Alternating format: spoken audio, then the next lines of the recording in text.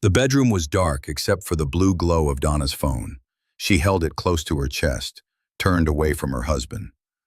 Todd lay beside her, pretending to sleep, his heart pounding. Then it happened. A notification lit up the ceiling. The phone buzzed. Donna quickly silenced it, but not before Todd saw the name flash across the screen. My everything. That wasn't his contact name in her phone. He was saved as Todd, with no emoji, no heart, nothing. Todd's world stopped spinning. 5 years of marriage, 5 years of trust, and in one moment, everything he thought he knew was about to change. Before we continue with this explosive story, I'd love to remind you to subscribe to my YouTube channel and hit that like button. Share this video with your friends and family so they can experience this incredible story. Trust me, you don't want to miss what happens next. I will also appreciate it if you comment where you are watching from. 6 months earlier, everything seemed perfect. Todd Wallace sat in his office at Thompson & Associates, staring at the calendar on his desk. December 8th. His 5th wedding anniversary was 3 weeks away. "Hey, Todd, coffee?" his colleague Mike asked, poking his head through the door. "Sure, thanks." Mike entered with 2 cups, settling into the chair across from Todd's desk. "You look stressed, man. Everything okay?" Todd rubbed his face. "It's Donna. Trouble in paradise?" "I don't know what to call it," Todd said quietly. "She's different lately. Distant." "Different how?" Todd leaned back in his chair. "Small things. She never lets me touch her phone anymore. She takes calls in another room.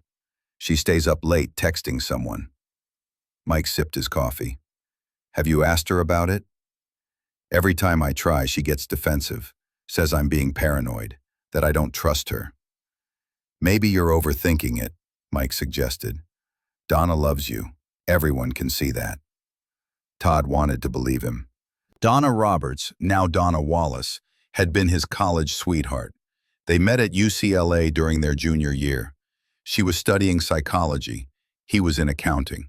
Their love story was the kind people envied. But something had changed. That evening, Todd came home to their apartment in downtown Los Angeles. The smell of pasta filled the air. Donna stood in the kitchen, her phone on the counter beside her. "Hey, babe," she called without looking up. Her fingers moved quickly across the screen. "Hey, smells good." "Carbonara, your favorite." Todd approached to kiss her cheek, but she turned her face at the last second, so his lips landed on her hair instead. She grabbed her phone and walked to the living room. "Dinner will be ready in 10 minutes, she said over her shoulder. Todd stood alone in the kitchen, the warmth of the stove not reaching the coldness settling in his chest. During dinner, Donna's phone sat face down beside her plate. It buzzed 3 times. Each time she glanced at it but didn't pick it up. "Important?" Todd asked. "Just work stuff." "At 8 p.m.? Donna's eyes flashed. "Yes, Todd. Some of us have responsibilities that don't end at 5 o'clock. "I didn't mean, can we just eat?" She stabbed her pasta with more force than necessary. They finished dinner in silence. Afterwards, Donna disappeared into the bedroom with her phone, while Todd cleaned the kitchen alone. Later that night, Todd lay in bed scrolling through his own phone when Donna emerged from the bathroom. She climbed into bed, turned away from him, and started texting. Can we talk? I'm tired, Todd. We never talk anymore." Donna sighed and put her phone face down on her chest. "What do you want to talk about?" "Us. You. What's going on with you?" "Nothing's going on." "Then why do you feel so far away?" Donna turned to face him. In the dim light, he couldn't read her expression. "I'm right here, Todd." "But you're not really here." "Not with me. You're being dramatic." "Am I? You won't let me see your phone. You're always texting someone. You barely talk to me anymore." "Oh my God," Donna sat up. "Here we go again with the phone thing. What is your obsession with my phone?" "I'm not obsessed. I just think it's strange that you guard it like it's a nuclear code." "It's called privacy, Todd. You should try respecting it." "Privacy or secrets?" Donna threw the covers off and stood. "I'm sleeping in the guest room. I can't do this tonight." Wait. but she was already gone, phone clutched in her hand. Todd lay alone in their bed, staring at the ceiling. The apartment felt too big, too empty, even with both of them in it. The next morning, Todd woke to an empty bed. He found a note on the kitchen counter. Early meeting, don't wait up tonight. Love you. Love you. Two words that used to mean everything now felt hollow. At work, Todd couldn't concentrate. He called his younger sister Rachel during lunch break. Dave, slow down, Rachel said. You're spiraling. I'm not spiraling. I'm observing. You're obsessing. There's a difference. Todd sat in his car in the parking garage. Rach, you didn't see her face when I mentioned the phone. She looked guilty. Or she looked annoyed because her husband keeps accusing her of something. I'm not accusing her of anything. I'm just saying something's wrong. Rachel was quiet for a moment. Have you considered that maybe something's wrong with you too, rather than just her? What do you mean? When's the last time you took her on a date, surprised her with flowers, did something spontaneously romantic? Todd thought about it. We've both been busy with work. That's not an answer, Dave. Marriage takes effort. Maybe she's pulling away because you stopped putting in the work. The words hit harder than Todd expected. You think this is my fault? I think blaming each other won't fix anything. Talk to her. Really talk. Not about the phone, but about your marriage. That evening, Todd stopped at a flower shop. He bought Donna's favorite, white roses, and picked up Thai food from the restaurant where they had their first date. He arranged everything at home. Candles on the table, soft music playing, the food laid out nicely. At 7 p.m., Donna wasn't home yet. At 8 p.m., the food was getting cold. At 9 p.m., Todd called her. It went to voicemail. At 9:30 p.m., Donna finally walked through the door. She looked surprised to see the setup. What's all this? I wanted to do something special for us, Todd said, trying to keep his voice light despite his frustration. Donna glanced at her phone. Todd, I'm exhausted. I had a really long day. You could have called. My phone died. Todd looked at the phone in her hand. The screen was bright, fully charged. Your phone looks fine to me. Donna's jaw tightened. It died earlier. I just charged it in the car.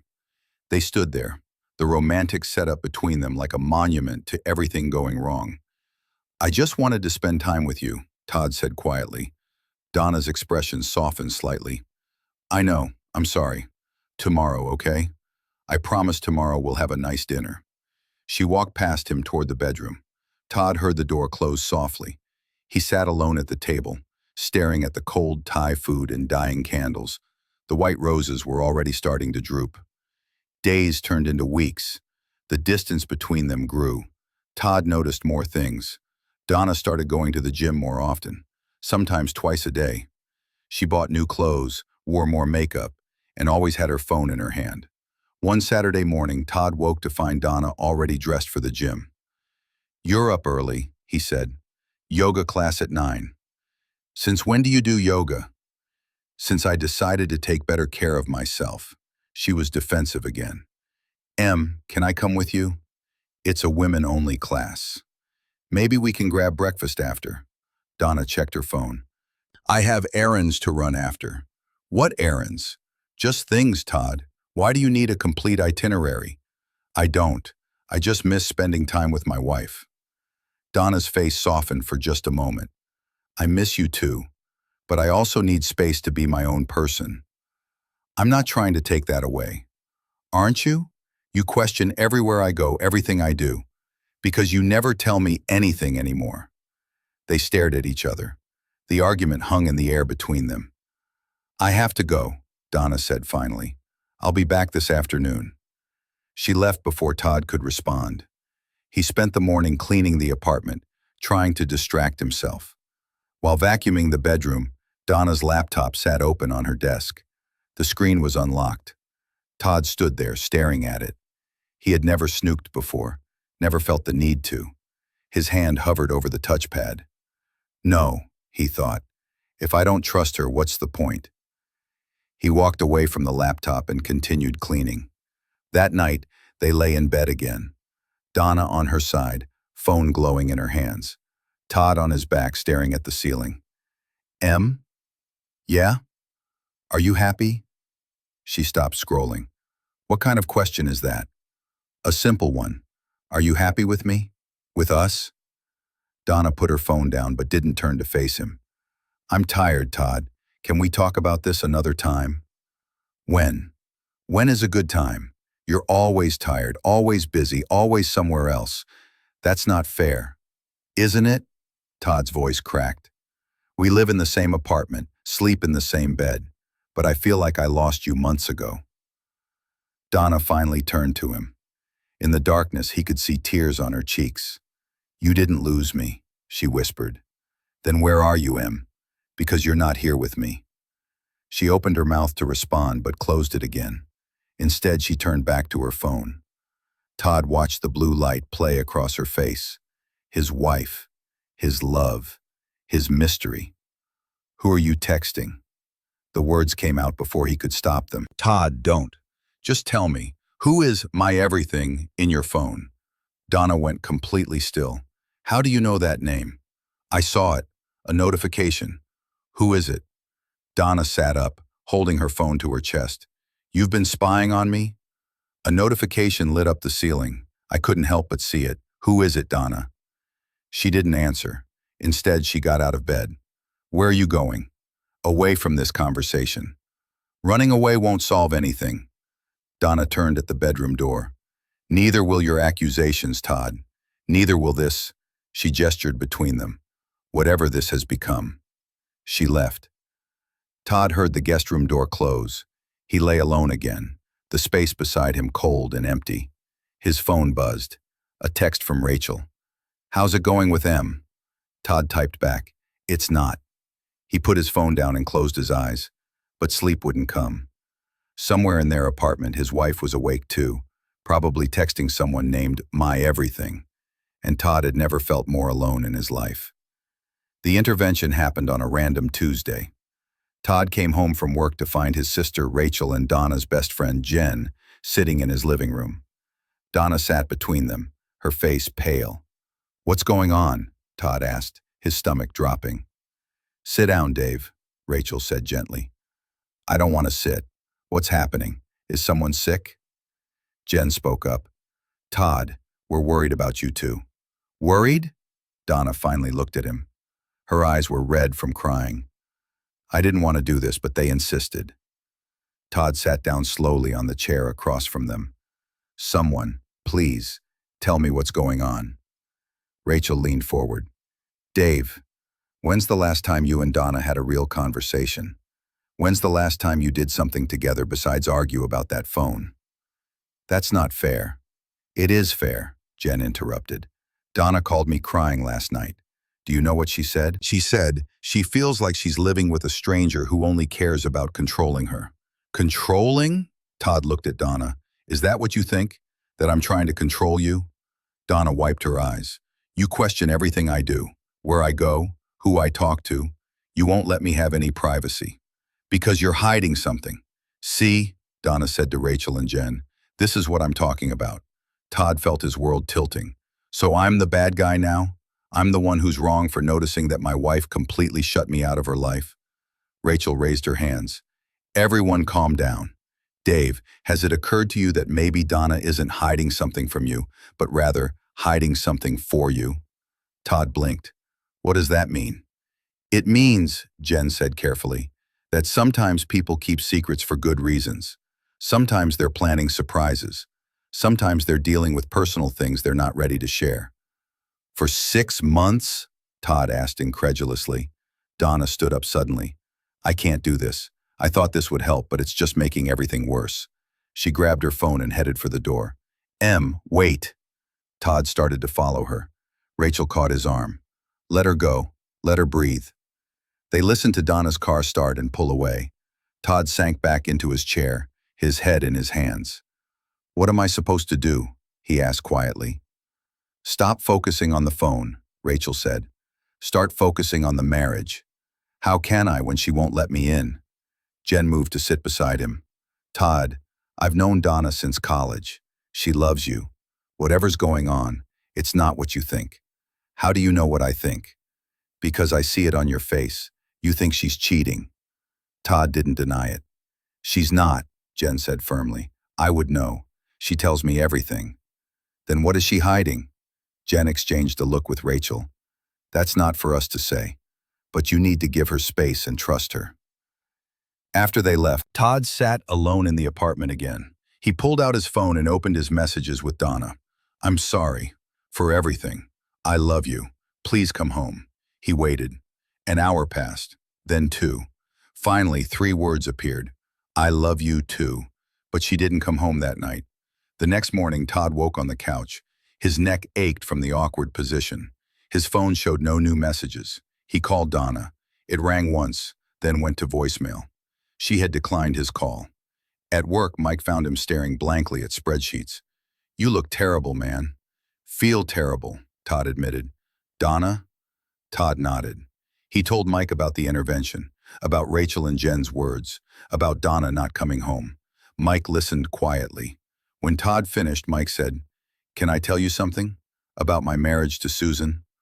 Todd looked up. Mike and Susan had been married for 15 years. 5 years in, Mike continued, Susan started acting strange, secretive. She'd disappear for hours without explanation, refused to tell me where she was going. What was she doing? Taking classes, Mike said. Therapy classes. She was getting her counseling license because she wanted to start a new career, but was terrified I'd think she was abandoning our life plans. She kept it secret for months until she was sure. Todd leaned back. I never knew that. Because we don't talk about our low moments, only the highlights. My point is, Dave, Susan wasn't doing anything wrong. She was just scared. Maybe Donna is too. Scared of what? That's what you need to ask her. Without accusations, without anger, just honest vulnerability. That evening, Donna finally came home. She looked exhausted, her eyes hollow. Where have you been? Todd asked, then immediately regretted the question. Sorry. I was worried. I stayed at Jen's. They stood in the kitchen, an ocean of space between them despite being only feet apart. Can we talk? Really talk? She nodded slowly and sat at the kitchen table. Todd sat across from her. I'm sorry, he began, for the questions, the paranoia, the accusations. I've been terrible. Donna's eyes filled with tears. I'm sorry too, for shutting you out, for making you feel like you couldn't trust me. I do trust you, Todd said, or I want to, but I'm so confused, Em. Help me understand what's happening. Donna took a deep breath. Her hands trembled on the table. I'm not ready yet, she whispered. I need a little more time. But I promise you, Todd, I promise on everything we have, I'm not doing anything to hurt you or our marriage. Then what? Please. She reached across and took his hand. Trust me for just a little longer. Can you do that? Todd looked into her eyes. He saw fear there, exhaustion, but also love. Still love. Okay, he said. I'll trust you. Donna squeezed his hand. Thank you. That night, they slept in the same bed again. Donna still held her phone, but somehow it felt different. The distance was still there, but the hostility had softened. 3 weeks passed. Todd kept his promise. He didn't ask about the phone, didn't question her whereabouts. When she left for the gym or ran errands, he just said, see you later, and kissed her goodbye. It was harder than he expected. Every time she texted someone and smiled, curiosity burned in his chest. But he stayed silent. Donna noticed the change. She started coming home earlier, started cooking dinner together with him, started asking about his day. How's the Henderson account? She asked one evening while they chopped vegetables. Complicated. The client wants impossible numbers. You'll figure it out. You always do.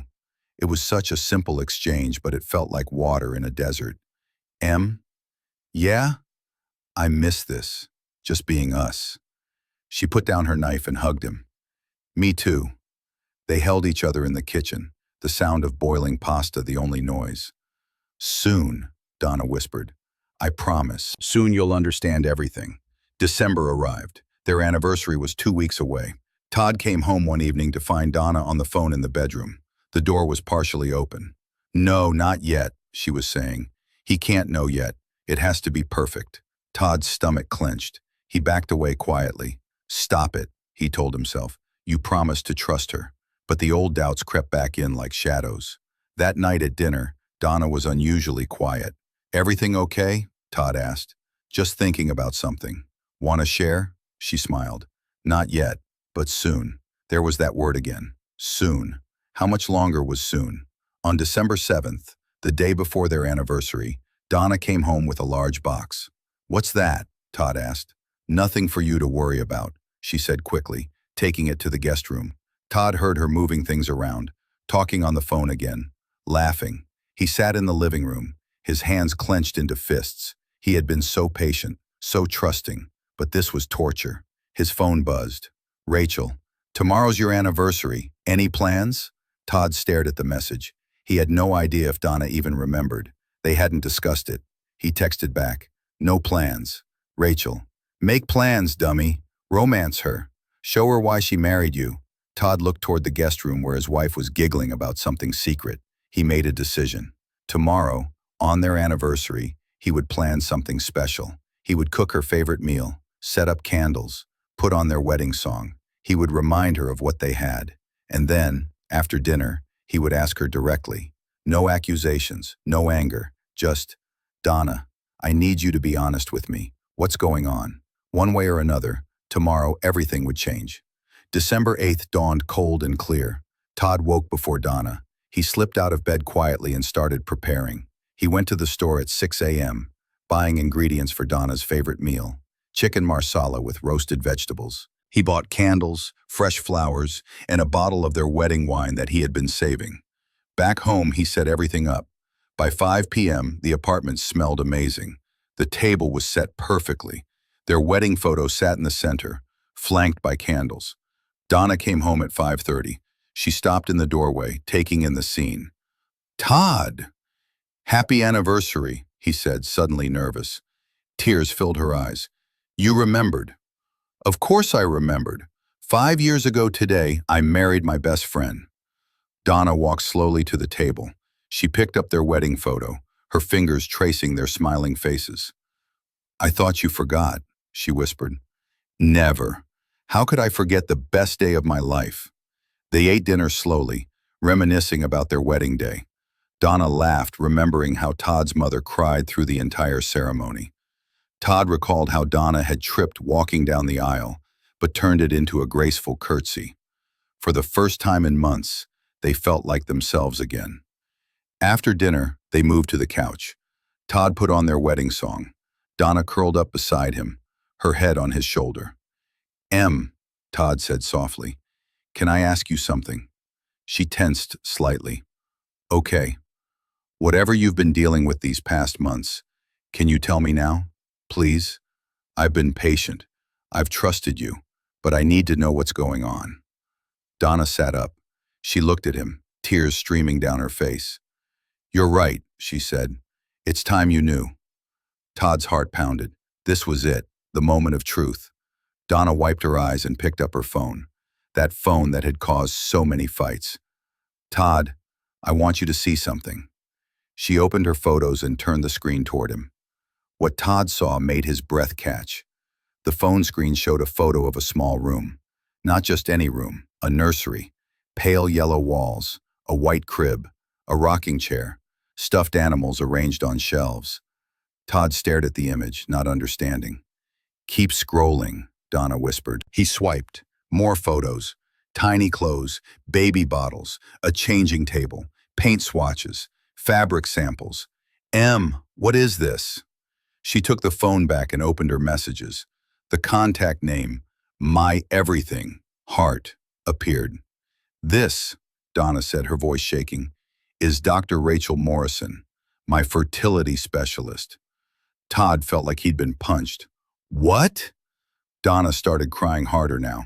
I've been seeing her for 8 months, ever since we decided to start trying for a baby. But we only talked about it a few months ago. No, Donna interrupted. We talked about it a year ago, remember? At your cousin's baby shower? We said maybe we should start trying. Todd remembered. It had been a casual conversation. He hadn't realized Donna took it seriously. After that, Donna continued, I started tracking everything. My cycles, my ovulation, everything. 3 months passed. Nothing happened. 6 months. Still nothing. She stood and paced the living room, phone clutched in her hand. I got scared.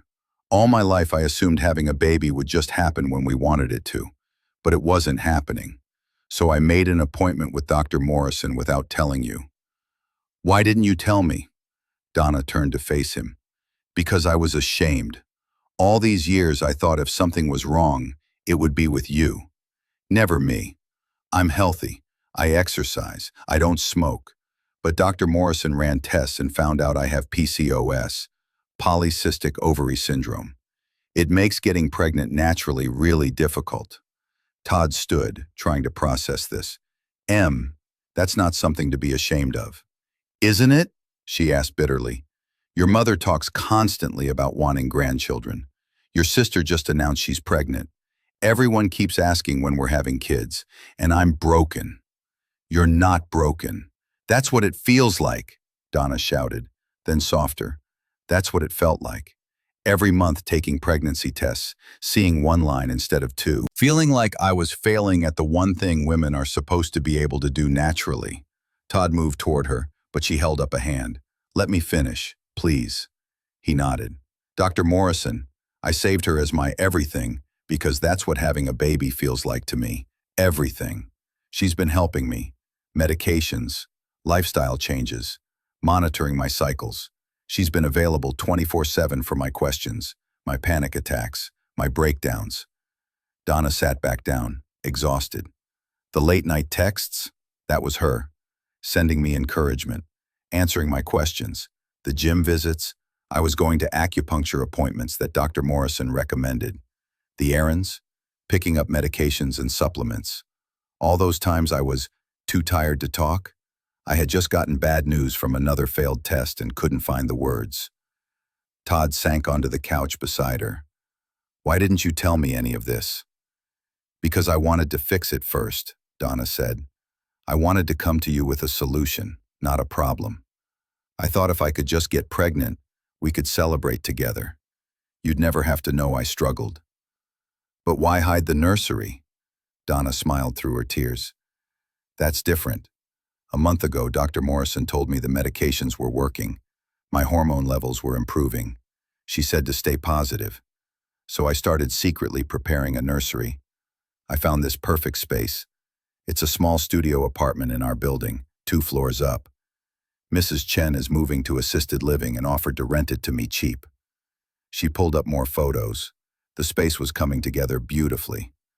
I've been working on it after my appointments, picking out furniture, painting, decorating. I was going to surprise you when we finally got pregnant, walk you up there blindfolded and show you the nursery I made for our baby. Todd's vision blurred with tears. All this time I thought. I know what you thought, Donna said, and I don't blame you. I was so secretive, so defensive. But I was trying to protect you from my pain and trying to protect myself from feeling like a failure in your eyes. You could never be a failure to me. Couldn't I? Your mother keeps saying you're the last Wallace to carry on the family name. Your dad jokes about teaching his grandson to fish. There's so much pressure, Todd. And it's all on me because my body won't cooperate. Todd pulled her into his arms. She collapsed against him, sobbing. I'm so sorry, he whispered into her hair. I'm so sorry you went through this alone. I thought I was doing the right thing. No more secrets, Todd said firmly. We're a team. Whatever happens, we face it together. Donna nodded against his chest. They held each other for a long time. Outside, the city lights twinkled. Inside, 5 years of marriage was being rebuilt, stronger than before. Later that night, Donna took Todd to see the nursery. They rode the elevator up 2 floors. Donna unlocked the door to Mrs. Chen's old unit. The space was small, but perfect. The yellow walls glowed softly under the overhead light. The crib Donna had built herself stood against one wall. A bookshelf waited for children's books. A mobile hung above the crib, little stars and moons. Todd breathed. This is beautiful. You think so? It's perfect. You did all this yourself? She nodded. Jen helped paint. Rachel helped me assemble the crib. But mostly it was me, working through my fear, my hope, trying to build something beautiful for the baby we might have. Todd walked around the room slowly, taking in every detail. He noticed a frame on the dresser, their wedding photo. I want our baby to know where they came from, Donna explained, to know their parents loved each other enough to fight through the hard times. Todd turned to her. Have we been through the hard times now? Donna smiled sadly. I don't know. Dr. Morrison says with PCOS it might take years. It might never happen naturally. We might need IVF. We might need to consider adoption. Or we might wake up tomorrow and find out I'm pregnant. There's no way to know. Whatever happens, Todd said, taking her hands, we decide together. No more going through this alone. No more secrets? No more secrets. Donna looked around the nursery. I have one more thing to show you. She pulled out her phone and opened the Notes app. A list appeared. Baby names? Todd asked. Names I liked. I was too scared to tell you in case we never needed them. But here they are. Todd read through the list. Sophia, James, Isabella, Lucas. Each name had a little note beside it explaining why Donna liked it. These are perfect, he said, though I have some suggestions. Donna laughed, a real, genuine laugh. Yeah? Yeah. Can I add to the list? Our list, Donna corrected. It's our list now. They sat on the floor of the empty nursery, passing the phone back and forth, adding names and laughing at some of Todd's more creative suggestions. We are not naming our child Optimus Prime, Donna said. Why not? It's a strong name. It's a transformer. They laughed until their sides hurt, until the pain of the past months faded into something lighter. 1 month later, Todd came home to find Donna standing in their kitchen, something small in her hand. Em? She turned. Tears streamed down her face. Todd's heart stopped. What's wrong? Donna held up the small object, a pregnancy test, with 2 lines. We're pregnant, she whispered. Todd crossed the room in 2 strides, pulling her into his arms. They cried together, laughing and sobbing at the same time. Are you sure? He asked. Dr. Morrison confirmed it this morning. I'm 6 weeks along. 6 weeks? Why didn't you tell me sooner? Donna looked up at him. Because I wanted to be sure. After everything, I needed to be absolutely certain before I got your hopes up. Todd cupped her face. My hopes are always up when it comes to you, pregnant or not. You're my everything. We're having a baby, Donna said again, as if she couldn't quite believe it. We're having a baby, Todd repeated, grinning. That evening, they walked up to the nursery together. The space that Donna had prepared in secret was finally going to be used. Think we should repaint? Donna asked. I chose yellow because I didn't know if it was a boy or girl. Yellow is perfect, Todd said. Sunshine for our sunshine. Donna leaned against him. I was so scared. For so long I thought this would never happen. But it did. You made it happen. Your strength, your determination, your hope. You built this, Em. Not just the nursery, but the possibility. We built it, Donna corrected. When you trusted me, when you stopped pushing and started waiting, when you showed up with flowers and dinner even though I was terrible to you. You built this too. 6 months later, Todd sat in a hospital room at 3 a.m. Donna slept fitfully in the bed beside him, her belly huge with their baby. His phone buzzed. Rachel, how's she doing? Todd typed back. Contractions every 10 minutes, getting closer. Rachel, you're going to be a dad soon. How do you feel? Todd looked at his sleeping wife, at the woman who had fought so hard for this moment. The woman who had carried secrets not to hurt him, but to protect them both from disappointment. He typed, terrified, grateful, more in love than I knew was possible. Donna stirred. Todd? I'm here, babe. It's time, she said, her face contorting with pain. This is really happening. Todd pressed the call button. Within seconds, nurses flooded the room. 12 hours later, at 3:47 p.m. on a sunny Thursday afternoon, Sophia Grace Wallace entered the world. 6 pounds, 4 ounces. Perfect. Todd held his daughter for the first time and understood why Donna had called Dr. Morrison my everything. This tiny human was everything. Every sleepless night, every argument, every moment of doubt. It all led here. She has your eyes, Donna said weakly from the bed. She has your strength, Todd replied, tears streaming down his face. Donna's phone buzzed on the side table. Todd picked it up. A message from Dr. Morrison. Congratulations. I knew you could do it. Todd smiled and typed back. Thank you for never giving up on us. 3 months later, Todd sat in their living room at 2 a.m., Sophia asleep on his chest. Donna was finally getting a few hours of rest in their bedroom. His mind wandered back to that night 6 months ago, the night he saw the notification. My everything, heart. The night his world almost shattered. He thought about all the assumptions he'd made, all the worst-case scenarios his mind created, how close he came to destroying everything because he couldn't trust, couldn't wait, couldn't believe in the woman he married. Sophia stirred, making small baby noises. Todd adjusted her gently, breathing in that sweet baby smell. His phone sat on the table beside him. He picked it up and opened Donna's contact.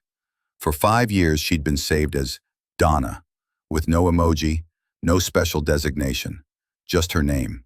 He edited it now. My everything, heart.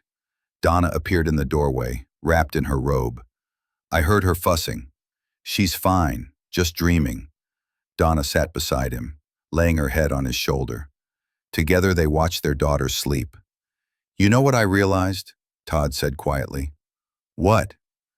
That night I saw Dr. Morrison's name on your phone. If I had just asked you calmly who it was, if I had trusted you enough to explain, we could have avoided months of pain. Donna was quiet for a moment.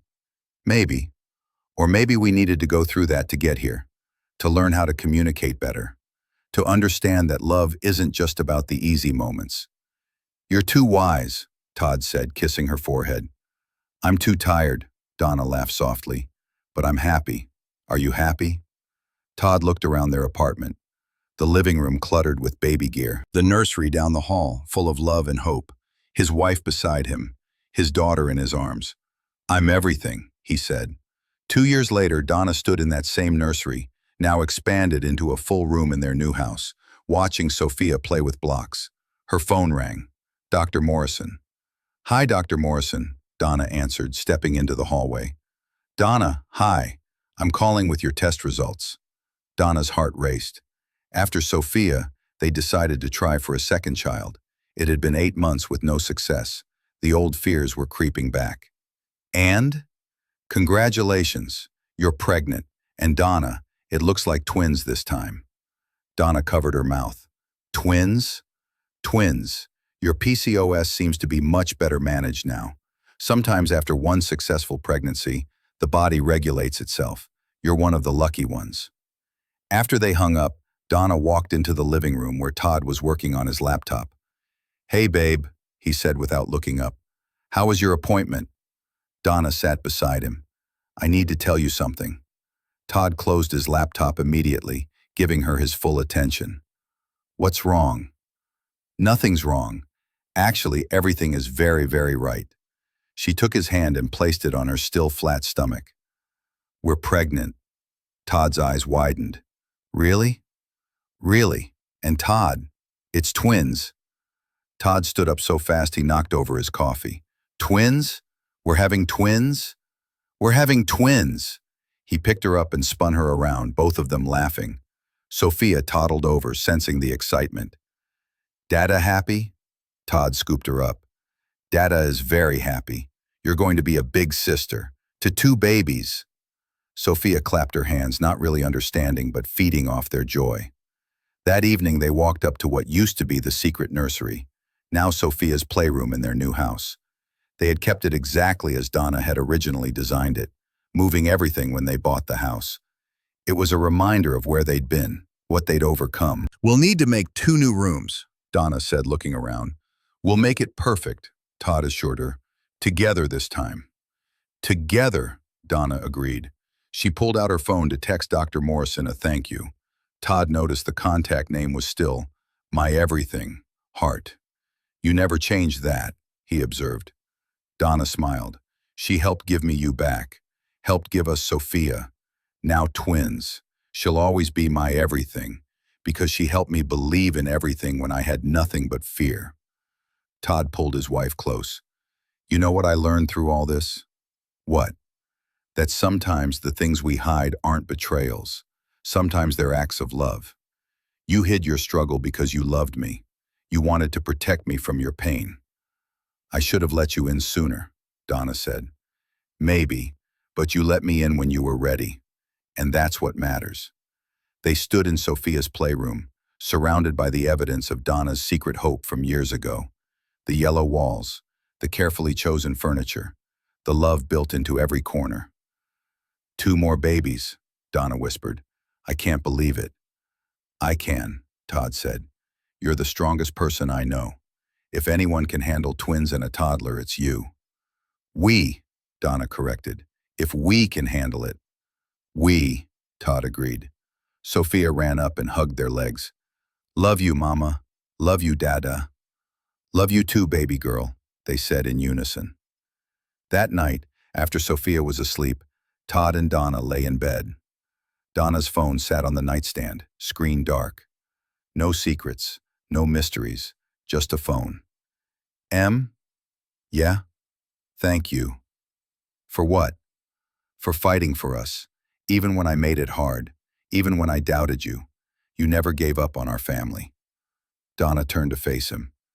You didn't give up either. You could have walked away when things got tough, when I pushed you away. But you stayed. I'll always stay, Todd said. Through everything. The secrets, the struggles, the surprises.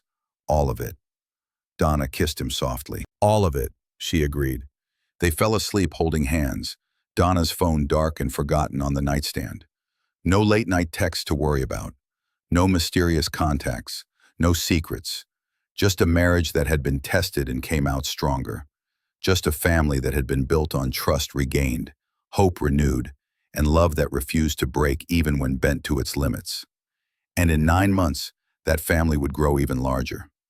Years later, Todd would sometimes think back to that moment when the notification lit up their bedroom ceiling. My everything, Heart. He'd think about how close he came to losing everything because of fear and assumption. How easily trust can be broken when communication fails.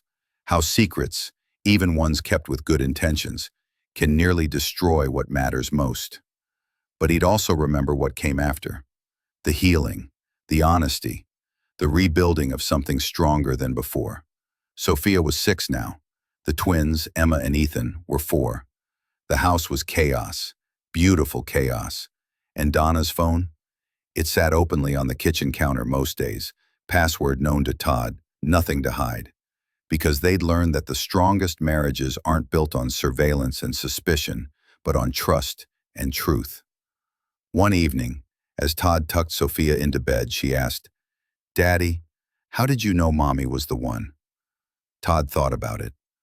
I knew because even when things got hard, even when we struggled to understand each other, I never stopped wanting to figure it out. Never stopped wanting her to be the person I came home to. That's love? Sophia asked. That's love, sweetheart. Not giving up, even when you want to. Especially when you want to. Sophia yawned. I want a love like that someday. You will, baby. And when you find it, remember, talk to each other. Trust each other. Don't let fear make you forget why you fell in love in the first place. Okay, Daddy. Sophia's eyes were closing.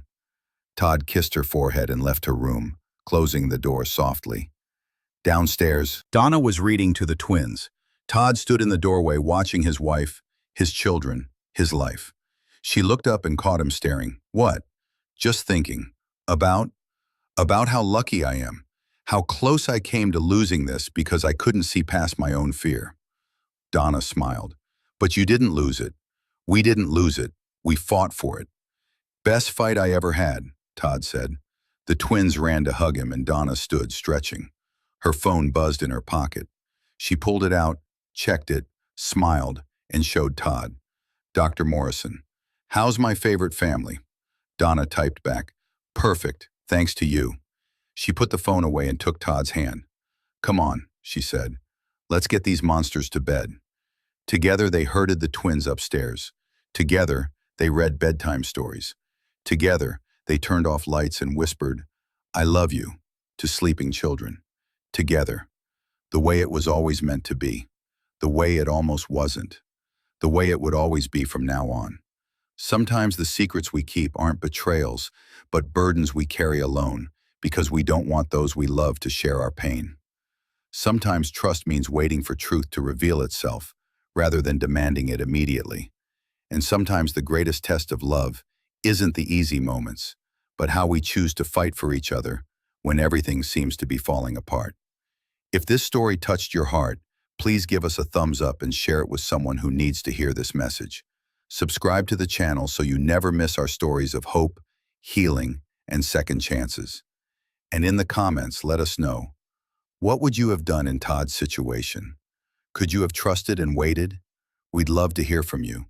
Thanks for watching, and remember, the strongest relationships aren't those that never break, but those that break and choose to rebuild together.